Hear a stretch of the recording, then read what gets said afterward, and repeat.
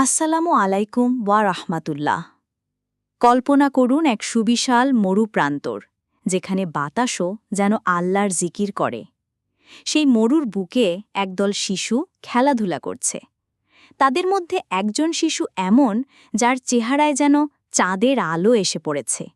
নিষ্পাপ, শান্ত আর মায়াবী সেই মুখ। কে জানত এই শিশুই একদিন হবেন সমগ্র মানবজাতির জন্য রহমত?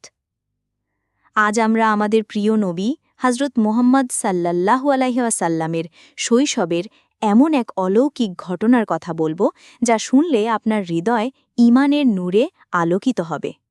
এই ঘটনাটি শুধু একটি গল্প নয়, বরং এটি মহান আল্লাহর এক বিশেষ পরিকল্পনার অংশ। তখন আমাদের প্রিয় নবী সাল্লাল্লাহু আলাইহি ওয়াসাল্লাম তার দুধ মা বিবি হালিমার তত্ত্বাবধানে বনি সাদ গোত্রে বেড়ে উঠছিলেন। আরবের উন্মুক্ত প্রকৃতি আর বিশুদ্ধ পরিবেশে তার শৈশব কাটছিল। একদিন তিনি অন্য রাখাল বালকদের সাথে খেলাধুলায় মত্ত ছিলেন। হঠাৎ করেই সেখানে দুজন ব্যক্তি এসে উপস্থিত হলেন, যাদের পরনে ছিল ধবধবে সাদা পোশাক। তাদের উপস্থিতি এতটাই ঐশ্বরিক ছিল যে অন্য শিশুরা ভয়ে সেখান থেকে পালিয়ে গেল, কিন্তু শান্ত হয়ে দাঁড়িয়ে রইলেন কেবল আমাদের নবী সাল্লাল্লাহু আলাইহি ওয়াসাল্লাম। তারা সাধারণ কোনো মানুষ ছিলেন না, তারা ছিলেন স্বয়ং আল্লাহ তালার প্রেরিত ফিরেশতা হজরত জিব্রাইল আলাইহিসসালাম এবং হজরত মিকাইল আলাইহিসসালাম। জিব্রাইল আলাইহিসসালাম অত্যন্ত স্নেহের সাথে বালক মুহাম্মদ সাল্লাল্লাহু আলাইহি ওয়াসাল্লামকে মাটিতে শোয়ালেন।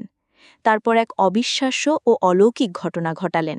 তিনি প্রিয় নবীজির বক্ষ বিদীর্ণ করলেন, অর্থাৎ বুক চিরে ফেললেন। এই দৃশ্য কোনো মানুষের পক্ষে কল্পনা করাও কঠিন। এই পুরো ঘটনা চলাকালীন আমাদের প্রিয় নবী সাল্লাল্লাহু আলাইহি ওয়াসাল্লাম ছিলেন শান্ত ও অবিচল। তার চোখে মুখে কোনো ভয় বা যন্ত্রণার ছাপ ছিল না।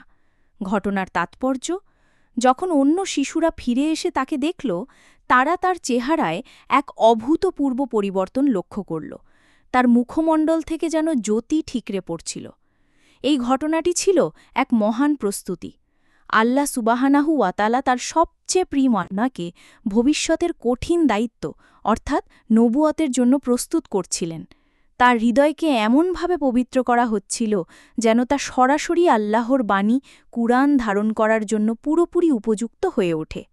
উপসংহার: এই ঘটনা আমাদের শেখায় যে আল্লাহ তার প্রিয় নবীকে শিশুকাল থেকেই কতটা ভালোবাসতেন এবং নিজের তত্ত্বাবধানে রেখেছিলেন।